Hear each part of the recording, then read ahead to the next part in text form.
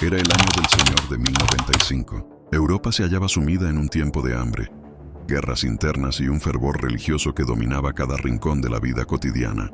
Los campesinos trabajaban la tierra con la esperanza de sobrevivir al invierno. Los caballeros se enfrascaban en luchas feudales y los monjes rezaban por la salvación de las almas. En medio de este escenario, surgió una voz que cambiaría el destino de miles, la del Papa Urbano II. En el concilio de Clermont, Urbano se levantó ante una multitud de obispos, nobles y campesinos. Su discurso fue ardiente, lleno de imágenes que encendieron los corazones. Habló de la ciudad santa de Jerusalén, profanada por manos infieles, de peregrinos cristianos humillados en su camino hacia los lugares sagrados, y de templos mancillados por quienes no compartían la fe. Su llamado fue claro: tomar la cruz, marchar hacia Oriente y liberar la tierra donde Cristo había vivido y muerto. Las palabras del Papa fueron más que un sermón, fueron un grito de guerra espiritual. Prometió indulgencia plena a quienes se unieran a la empresa. Todos los pecados serían perdonados y la gloria eterna aguardaría a los que murieran en el camino. Para un pueblo marcado por la miseria y el miedo al infierno, aquella promesa era irresistible. El eco del llamado se propagó por toda Europa. En las plazas, los predicadores repetían las palabras del Papa, describiendo Jerusalén como una joya perdida que debía ser recuperada. Los hombres escuchaban con lágrimas en los ojos, las mujeres alentaban a sus esposos e hijos, y los jóvenes soñaban con aventuras más allá de sus aldeas. El grito «Deus vult», Dios lo quiere, se convirtió en estandarte y en consigna. Caballeros de Francia, Alemania e Italia comenzaron a preparar sus armas. Los herreros trabajaban sin descanso, afilando espadas y reforzando armaduras. Los campesinos cosían cruces rojas en sus túnicas, símbolo de fe y destino. Los nobles vendían tierras para financiar la expedición, mientras los clérigos bendecían a los que partían. Era una movilización sin precedentes. Miles de hombres y mujeres se disponían a dejar atrás sus hogares para emprender un viaje hacia lo desconocido. El camino hacia Jerusalén sería largo y peligroso. Había que atravesar montañas, ríos y territorios hostiles. El hambre y las enfermedades acechaban, y los ataques de bandidos eran frecuentes. Pero la convicción era más fuerte que el miedo. Cada paso estaba acompañado por cantos, oraciones y la certeza de que Dios guiaba sus pasos. La primera cruzada no fue solo un acto religioso, fue también un fenómeno social y político. Por primera vez, un ejército masivo de cristianos marchaba unido hacia un objetivo común, dejando atrás rivalidades feudales y diferencias locales. La cruzada se convirtió en símbolo de unidad, pero también en preludio de una guerra brutal que marcaría la historia para siempre. Así comenzó la marcha hacia Oriente. Los caminos se llenaron de peregrinos armados, las aldeas despedían a sus hijos, y las campanas resonaban anunciando el inicio de una empresa que cambiaría el mundo. Jerusalén, la ciudad sagrada, esperaba, y los hombres que habían tomado la cruz estaban dispuestos a entregar su vida por conquistarla. El eco del llamado del Papa Urbano II seguía resonando en cada corazón. Deus vult, Dios lo quiere. Esa frase se convirtió en grito de batalla, en estandarte de fe y en la chispa que encendería una de las campañas más sangrientas de la Edad Media. El destino estaba marcado, y la historia comenzaba a escribirse con sangre, hierro y oración.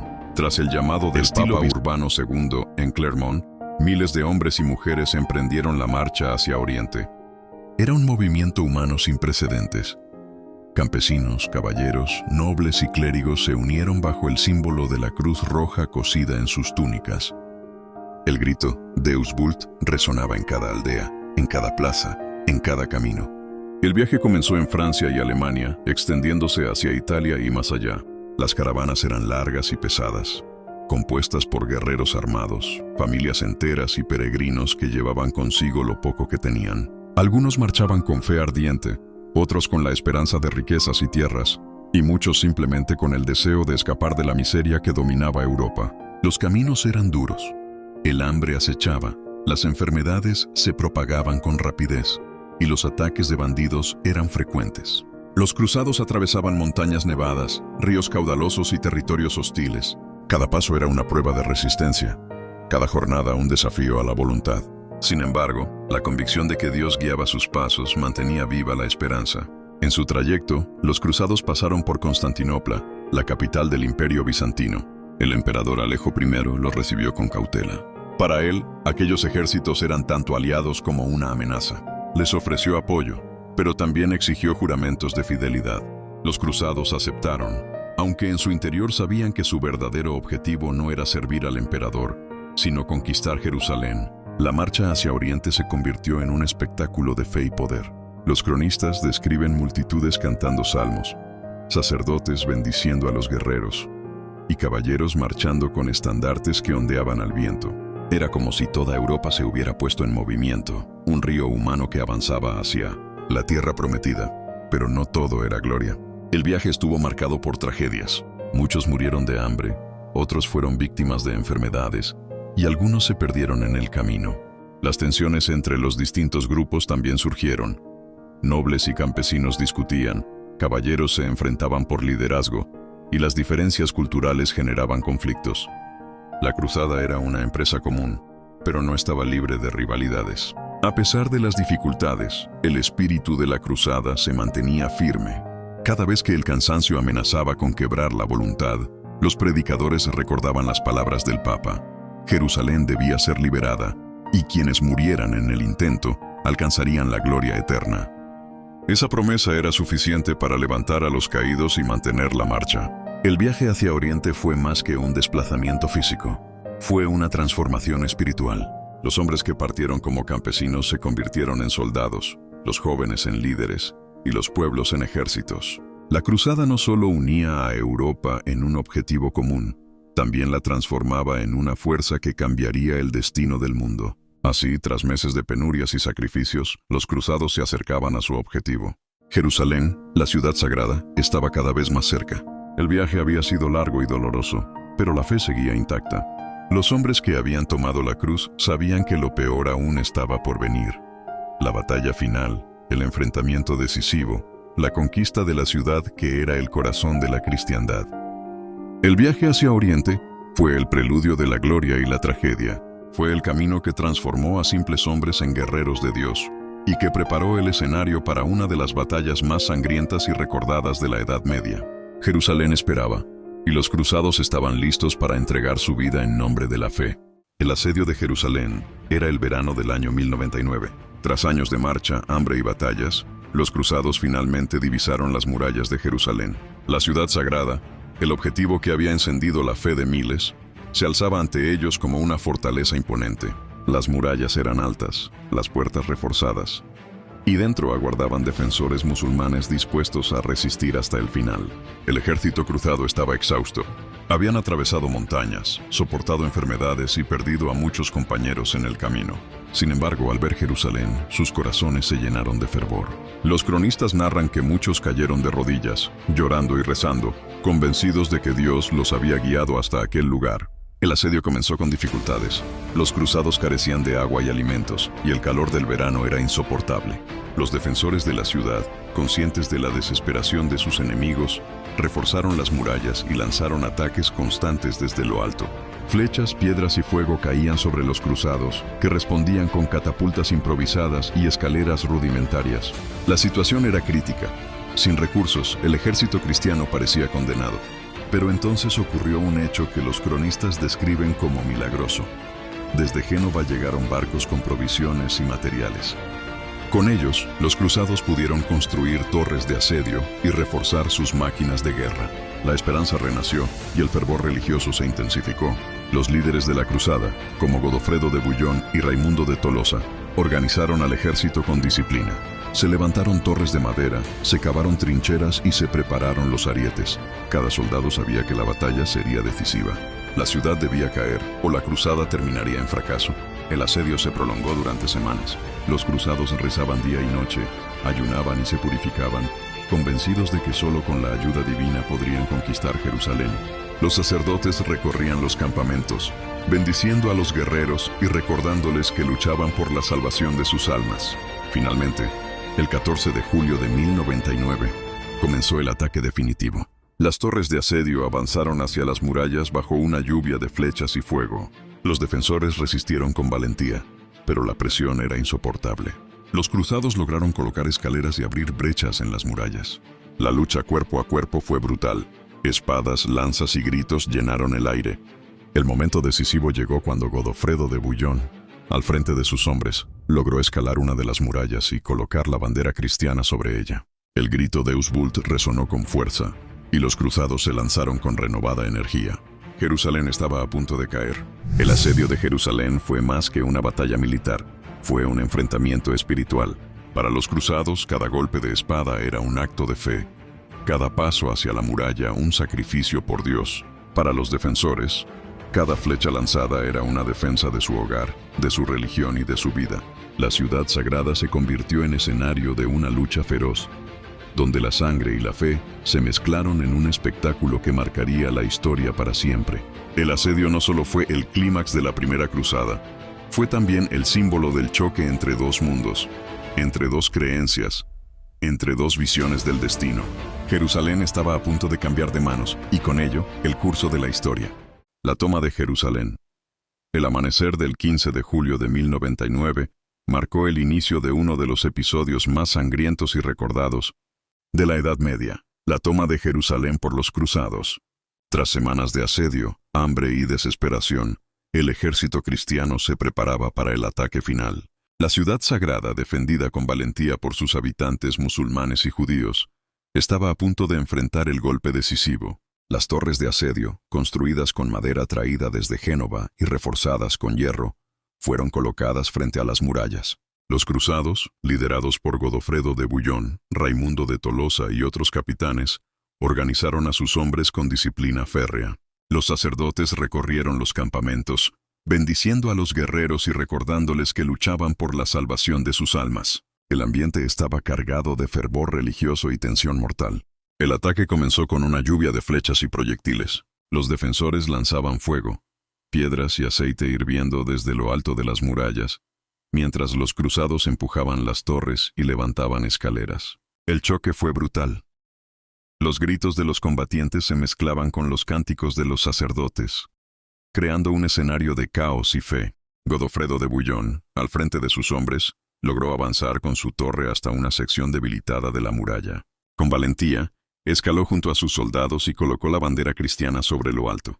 El grito Deus Vult resonó con fuerza, y el ejército se lanzó con renovada energía. La muralla fue tomada, y los cruzados comenzaron a entrar en la ciudad. Lo que siguió fue una masacre. Los cronistas describen escenas de horror. Hombres, mujeres y niños fueron asesinados sin distinción. Las calles se llenaron de cadáveres, y la sangre corría como ríos. Los templos fueron saqueados, las casas incendiadas, y el caos se apoderó de Jerusalén. Para los cruzados, era el cumplimiento de la voluntad divina. Para los defensores, era el fin de su mundo. Los relatos cuentan que los cruzados, tras la matanza, se dirigieron al Santo Sepulcro. Allí, arrodillados y cubiertos de sangre, dieron gracias a Dios por la victoria. La contradicción era evidente, un acto de fe en medio de la violencia más brutal. La conquista de Jerusalén se convirtió en símbolo de la cruzada, pero también en ejemplo del precio que la religión y la guerra podían exigir. La toma de Jerusalén no fue solo una victoria militar, fue un acontecimiento que marcó la historia de Oriente y Occidente. La ciudad sagrada, disputada por siglos, había cambiado de manos una vez más. Los cruzados establecieron el reino de Jerusalén, con Godofredo de Bouillon como su primer gobernante, aunque él rechazó el título de rey, prefiriendo llamarse defensor del Santo Sepulcro. El impacto fue inmenso. Para Europa la conquista fue vista como un milagro, una prueba de que Dios estaba con los cruzados. Para el mundo musulmán, fue una tragedia que encendió el deseo de recuperar la ciudad. La toma de Jerusalén se convirtió en el inicio de un conflicto que se prolongaría durante siglos, con nuevas cruzadas y contraataques musulmanes. La ciudad, bañada en sangre, se transformó en símbolo de gloria y horror. Los cruzados habían cumplido su objetivo, pero el precio fue incalculable. Miles de vidas se perdieron, y la memoria de aquel día quedó grabada como uno de los episodios más oscuros y trascendentes de la Edad Media. El 15 de julio de 1099, Jerusalén cayó, y con su caída, el mundo cambió para siempre. El legado de la Primera Cruzada. El 15 de julio de 1099, Jerusalén cayó en manos de los cruzados. La ciudad sagrada, bañada en sangre y fuego, se convirtió en símbolo de victoria y tragedia. Los cronistas europeos describieron la conquista como un milagro, una prueba de que Dios había guiado a los guerreros de la cruz. Pero para los habitantes musulmanes y judíos que perecieron en la masacre, fue una catástrofe sin igual. La primera cruzada había cumplido su objetivo: liberar Jerusalén. Sin embargo, lo que siguió fue un nuevo orden político y religioso en Oriente. Los cruzados establecieron el reino de Jerusalén, un estado cristiano en medio de tierras musulmanas. Godofredo de Bouillon fue proclamado gobernante, aunque rechazó el título de rey, prefiriendo llamarse Defensor del Santo Sepulcro. Su gesto reflejaba la idea de que Jerusalén no debía ser gobernada como un reino terrenal, sino como un santuario divino. El impacto de la conquista fue inmenso. En Europa, la noticia se celebró con júbilo. Iglesias y monasterios cantaron himnos de victoria, y los predicadores narraban la caída de Jerusalén como una obra de Dios. La cruzada se convirtió en ejemplo de fe y sacrificio, inspirando nuevas expediciones en los siglos siguientes. Pero en Oriente la conquista encendió el deseo de venganza. Los musulmanes, indignados por la masacre y la pérdida de su ciudad sagrada, comenzaron a organizarse para recuperar Jerusalén. La primera cruzada no fue el final del conflicto, sino el inicio de una guerra prolongada que marcaría la relación entre cristianos y musulmanes durante siglos. El legado de la primera cruzada es complejo. Por un lado, mostró la fuerza de la fe como motor de la historia. Miles de hombres y mujeres abandonaron sus hogares, soportaron hambre y sufrimiento, y lucharon con la convicción de que cumplían la voluntad divina. Por otro lado, reveló la brutalidad de la guerra y la contradicción entre la fe y la violencia. La imagen de cruzados arrodillados en el Santo Sepulcro, cubiertos de sangre, sigue siendo uno de los símbolos más poderosos y perturbadores de la Edad Media. La caída de Jerusalén en 1099 transformó el mapa político y espiritual del mundo. Europa se sintió fortalecida, convencida de que podía expandir su influencia más allá de sus fronteras. Oriente, en cambio, se preparó para resistir y contraatacar. El choque entre ambos mundos se convirtió en una constante, y las cruzadas posteriores fueron la consecuencia inevitable de aquel primer triunfo. El legado también se refleja en la memoria colectiva. Para los cristianos, la primera cruzada fue un acto heroico, una epopeya que demostraba la unión de Europa bajo la cruz. Para los musulmanes, fue una herida profunda, un recordatorio de la violencia y la destrucción que acompañaban a los invasores. Para los judíos, fue una tragedia que mostró la fragilidad de su existencia en medio de conflictos ajenos. Hoy, más de 9 siglos después, la primera cruzada sigue siendo objeto de debate. Algunos la ven como un ejemplo de fe y sacrificio, otros como una muestra de fanatismo y crueldad. Lo cierto es que su legado es innegable. Cambió el destino de Jerusalén, transformó la relación entre Oriente y Occidente y dejó una huella imborrable en la historia de la humanidad. El 15 de julio de 1099 no fue solo la caída de una ciudad, fue el inicio de una nueva era. Una era marcada por cruzadas, guerras, alianzas y traiciones.